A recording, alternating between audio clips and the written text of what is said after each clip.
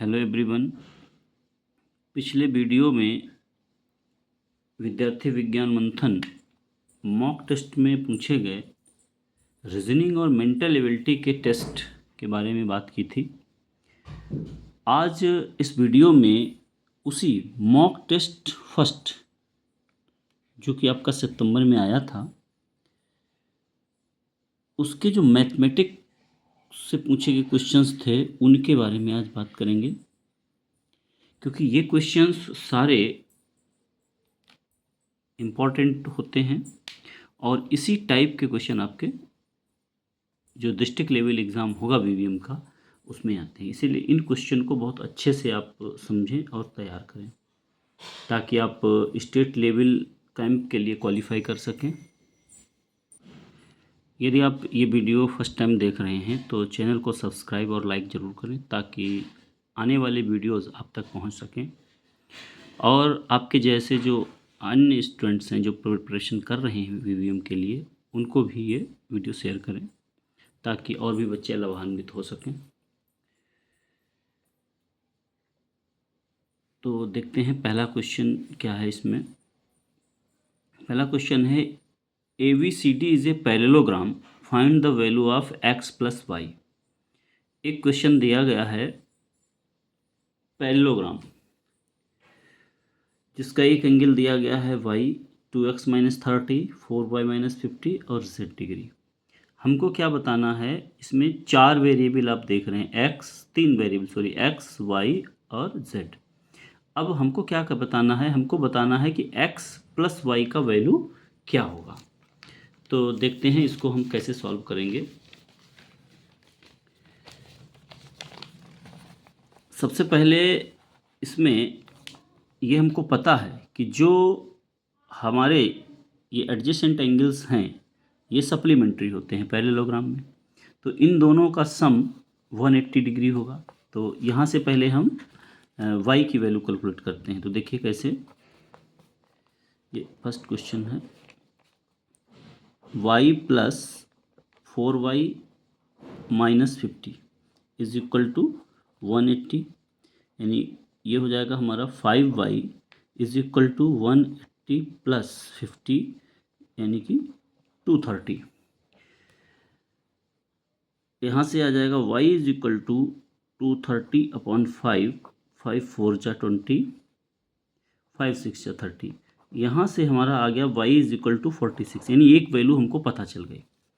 अब ये भी दोनों एडजेसेंट एंगल्स हैं, ये भी सप्लीमेंट्री होंगे, तो यहाँ पे इसमें हम पुट कर देते हैं इसी चीज़ को, यानी कि y plus 2x minus 30 is equal to 180 degree.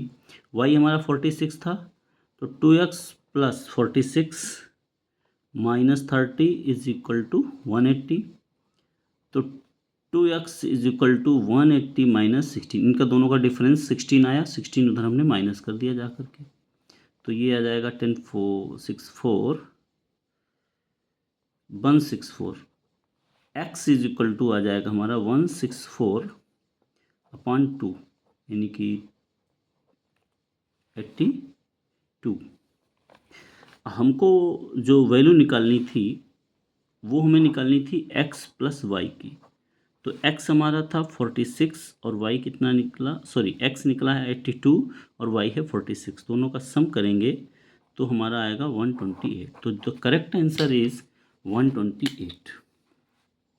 तो here the correct answer is 128। Second question हमारा ये कहता है कि the HCF of two number is one more, ये बहुत ही इंपॉर्टेंट क्वेश्चन है और अलग तरीके का है। The HCF of two number is one more than the sum of first 5 natural numbers. HCF जो है वो एक नंबर ज़्यादा है, किससे ज़्यादा है, फर्स्ट 5 नेचुरल नंबर्स के सम के। फर्स्ट 5 नेचुरल नंबर्स हमारी जो होती हैं 1 2 3 4 5, इनको सबको हम सम करेंगे तो हमारा आ जाएगा 2 3 3 6 4 10 15। तो HCF क्या है, इससे वन मोर ज़्यादा है, तो HCF कितना हो गया हमारा 16 हो गया। फिर कह रहा and the LCM is 28 times the HCF। तो एलसीएम कैसे निकालेंगे, वो हमारा 28 टाइम्स ज़्यादा है इससे। तो 16 8 जा 128 448, ये हमारा टोटल आ गया 448। कह रहा वन नंबर, यानी कि वन नंबर दी गई है हमारी 112, अदर नंबर हमसे पूछ रहा है। तो अदर नंबर हम कैसे निकालेंगे, अदर नंबर निकालने का फॉर्मूला होता है कि HCF इंटू LCM, यानी 16 into 448 upon the first number. तो फर्स्ट नंबर हमारी 112 है, इससे डिवाइड करेंगे तो 4 जा 112, 4 जा 448, 16 4 जा 64। तो जो करेक्ट आंसर हमारा इसमें आएगा वो 64 आएगा। अब हमसे लेकिन डायरेक्ट क्वेश्चन नहीं पूछ रहा कि आंसर क्या होगा, हमसे कह रहा है कि वो स्क्वायर नंबर होगा, ट्रायंगुलर नंबर होगा, रामानुजन नंबर होगा या पाइथागोरस नंबर होगा। तो 64 एक स्क्वायर नंबर है, क्योंकि इसको हम एक स्क्वायर के रूप में रिप्रेजेंट कर सकते हैं। 64 को हम लिख सकते हैं 8 स्क्वायर, इसको लिखा जा सकता है 8 स्क्वायर के रूप में। और यहाँ पे जो अन्य है रामानुजम नंबर जो होता है वो उस नंबर को कहते हैं जो दो नंबर्स के क्यूब के रूप में रिप्रेजेंट किया जा सके, तो उनको हम रामानुजम नंबर्स कहते हैं। दो नंबर्स के क्यूब का सम करके हम रिप्रेजेंट करते हैं, वो नंबर इसमें आता है। और ना ही ये ट्रायंगुलर नंबर है और ना पाइथागोरस ट्रिपलेट में ये हो सकता है। नेक्स्ट है what is the value of 2 divided by 4 divided by 6 divided by 8 divided by 10। इसका आंसर कैलकुलेट करने के लिए सदैव याद रखे, थर्ड क्वेश्चन को देखते हैं। इस सदैव इसको लास्ट से ट्राई करना है। 8/10 इसको सबसे पहले लिखेंगे 8/10, यानी कि 2 4 जा 8 2 5 जा 10, हमारा कितना आ गया 4/5। अब ये किससे डिवाइड कर रहा है 6 को, तो 6 इसको रिवर्स कर देंगे 6 इंटू 5/4, क्योंकि डिवीजन था, रेसिप्रोकल हो जाएगा। 2 2 जा 4 2 3 जा 15, यानी यहाँ से हमारा कितना आ गया 15/2 आ गया। अब फिर यहाँ 4 को देखेंगे, यानी कि 4 इंटू 2/15, तो ये हमारा हो जाएगा 8/15। अब ये 2 को डिवीजन में है, तो 2 इंटू इसको रेसिप्रोकल कर देंगे 8/15 का, तो ये हो जाएगा 15/8। तो 2 4 जा 8 2 1 जा 2, यानी इसका हमारा आंसर कितना आ जाएगा 15/4। तो 15/4 इज द राइट आंसर।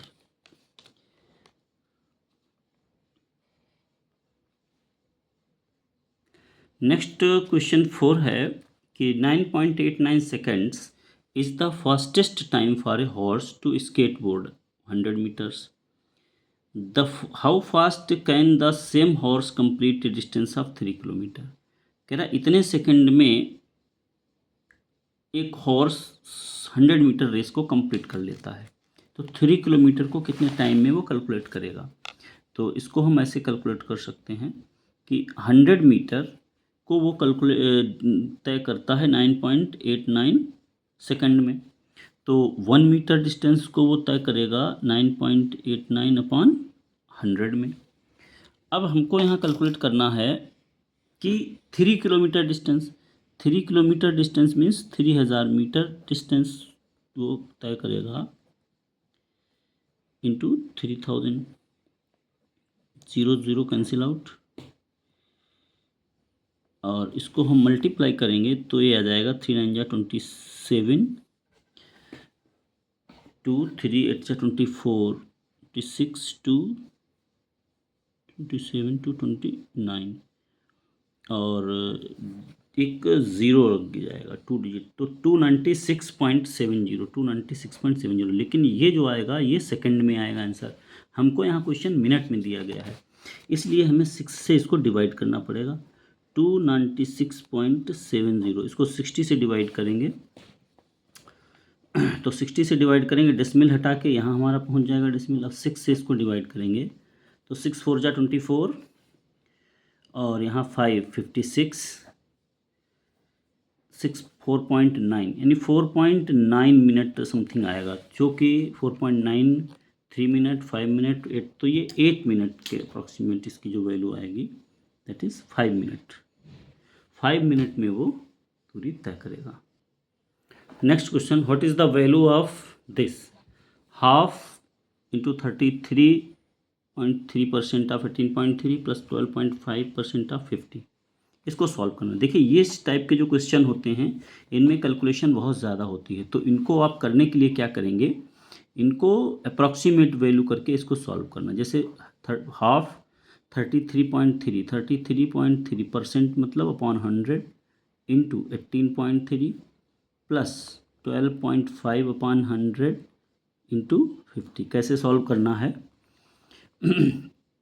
एक तो इसको पहले 0 से 0 कैंसिल कर दिया, 2।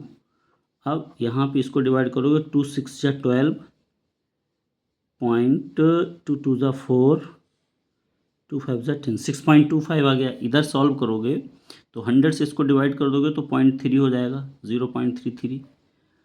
अब इसको मल्टीप्लाई करोगे तो लगभग ये अप्रॉक्सीमेट इसको यदि हम राउंड फिगर कर दें, ये 0.3 हटा दें, इसको लगभग 18 के अप्रॉक्सीमेट मान लें 18, और इसको हम कर दें 6.25, तो ये ऐड होकर के आ जाएगा, या 6.5 भी लगभग इसको कर लेते हैं, तो ये हो जाएगा 24.5, और इसको 2 से डिवाइड कर देंगे तो ये आ जाएगा हमारा सॉरी ये 0.33 और ये इसका 0.3, इन दोनों का यदि हम मल्टीप्लाई करेंगे तो 18 3 इसको हम राउंड फिगर कर दें तो 0.3 आएगा, तो 18 इंटू 0.3, 18 3 54 यानी 5.4 के अप्रॉक्सीमेट, और 18 था तो लगभग इसको हम यदि 5.4 ले लेते हैं और इसमें ऐड करें तो 5.4 11.65।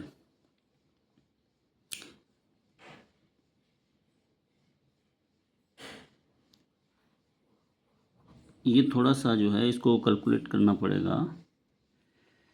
18 का 1/3 होता है 6, तो 6 से कम तो नहीं हो सकता, 6 से अप्रॉक्सीमेट ही मान लो, तो 6 6 12.625, इसको 2 से डिवाइड करोगे तो 6 पॉइंट समथिंग, यानी इसका आंसर बी आएगा, 6.17 इसका आंसर आएगा।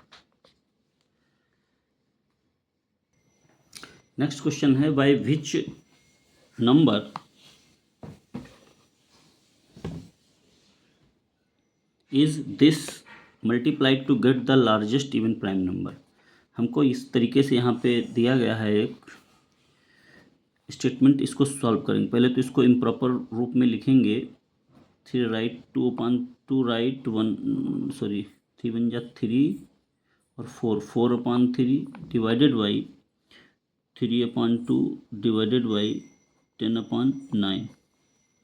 तो इसका ये तरीका होता है, फर्स्ट नंबर तो ऐसे ही लिखना है और सबको मल्टीप्लाई करके रिवर्स कर देना है, ठीक है।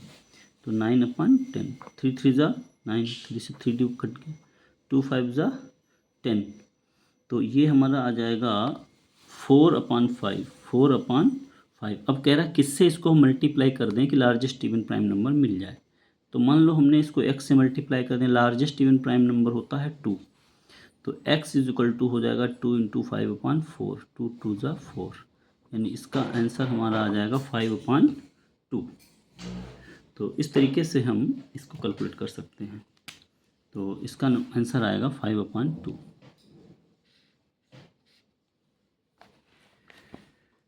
नेक्स्ट क्वेश्चन देखते हैं, PRS is an equilateral triangle inscribed in a rectangle ABTQ, what is the value of x + y। तो यहाँ पर हमारा जो रेक्टेंगल है ABTQ, इसके अंदर एक इक्विलेटरल ट्रायंगल बना हुआ है जिसके एंगल 60 60 60 हैं, तीनों इक्वल हैं। अब यहाँ पे एक चीज़ और ध्यान देनी है कि PSTQ ये एक और क्वाड्रिलेटरल बन रहा है। क्वाड्रिलेटरल के जो एडजेसेंट एंगल्स हैं ये सप्लीमेंट्री होंगे। तो यहाँ पे y प्लस 60 और x प्लस 60 इन दोनों की वैल्यू किसके इक्वल होगी, 180 के इक्वल होगी। तो इसी से हम यहाँ पे कैलकुलेट कर सकते हैं। तो x plus 60 y plus 60 is equal to 180 degree. तो x plus Y plus 120 is equal to 180। तो x plus Y is equal to क्या हो जाएगा, 180 माइनस 120, यानी हमारा आंसर कितना आ गया, 60 डिग्री। तो इसका जो करेक्ट आंसर होगा वो होगा 60 डिग्री।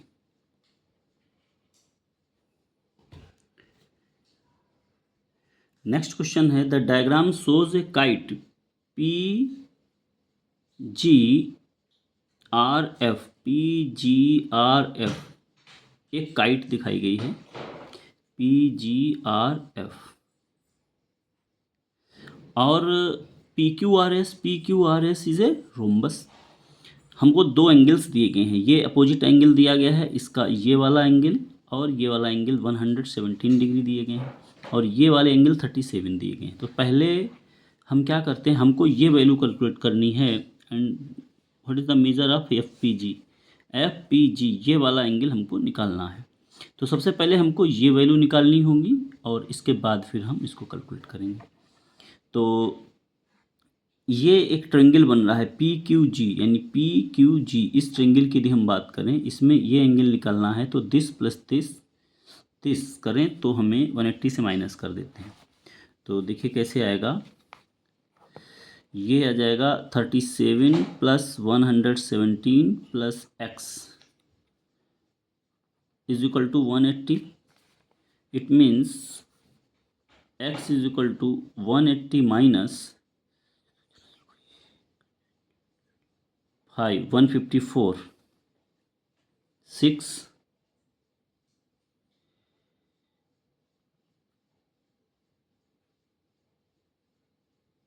2, 26, यानी this angle is 26, this 26, this is also 26। Now we have to calculate the this angle. तो जो पी क्यू आर एस एक आपका रोम्बस था, रोम्बस में अपोजिट एंगल्स इक्वल होते हैं, this angle is equal to this is equal to this. तो इसको हम प्रॉपर्टी लगा देंगे। तो x plus 117 plus 117 is equal to 360। Four angle sum, चारों एंगल का सम 360 होता है। तो this is equal to 2x is equal to 360 minus,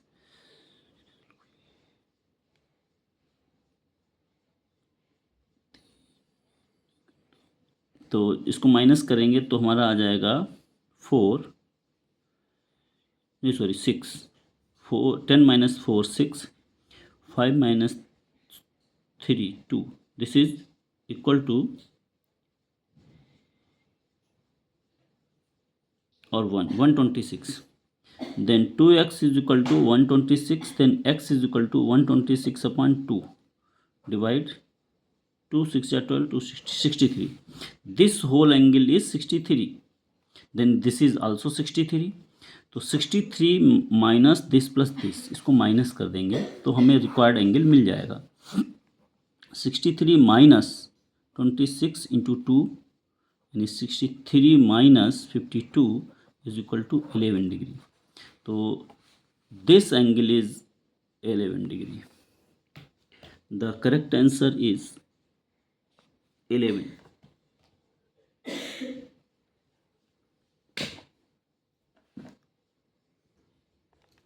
A rectangle and a parallelogram have the same areas. यहाँ पे क्वेश्चन कह रहा है कि एक रेक्टेंगल है, एक पैरेललोग्राम, दोनों के एरिया सेम है। The base of the parallelogram is 20 centimetre and the altitude is 6 centimetre. कह रहा which one of the following can not be the ratio of dimensions of the rectangle. कह रहा यहाँ पे एक पैरेललोग्राम है जिसका बेस 20 है और एल्टीट्यूड जो दिया गया है वो 6 है, और कह रहा है एक हमारा रेक्टेंगल है, तो उस रेक्टेंगल दोनों के एरिया सेम है, इक्वल है। तो इसका एरिया आ जाएगा L इंटू बी, यानी 20 into base into height, that is 120, that is 120। ये एरिया इसका भी 120 होगा, दोनों के एरिया सेम है। अब वो कह रहा है इसकी जो लेंथ और वर्थ है वो किस रेशियो में नहीं हो सकते हैं, यानी कि जो इसके फैक्टर्स नहीं होंगे वही उस रेशियो नहीं हो सकता है। तो इन्होंने ऑप्शन में जो दे रखा है 7:5, 40:3, 15:2, 3:1। अब 120 डिविजिबल है अन्य सभी से। 120 इज डिविजिबल बाई 15, 8 जा 2 से भी डिविजिबल है, 40 से भी डिविजिबल है, 3 से भी है, 5 से भी है, 7 से डिविजिबल नहीं है, 30 से भी है और 1 से भी है। यानी कि ये रेशियो पॉसिबल नहीं है क्योंकि ये उसके फैक्टर्स में नहीं आता है।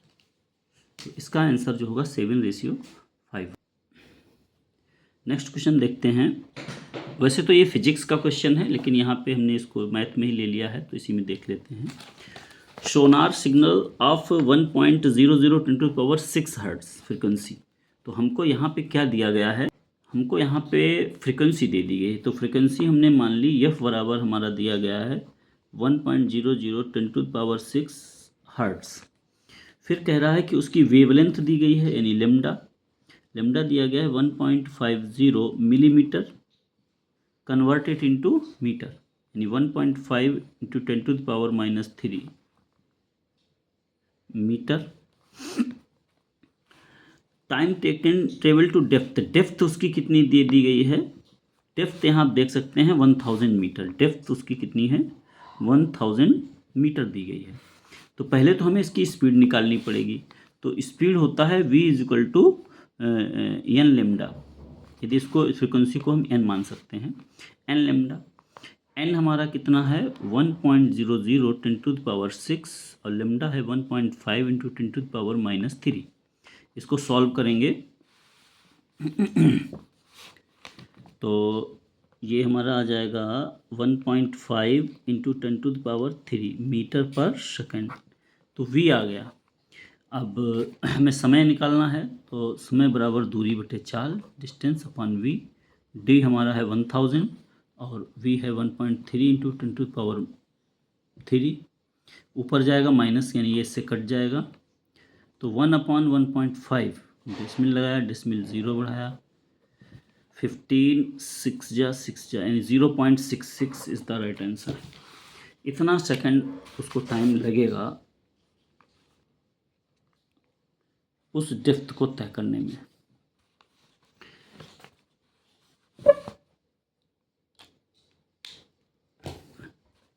Thank you for watching this video.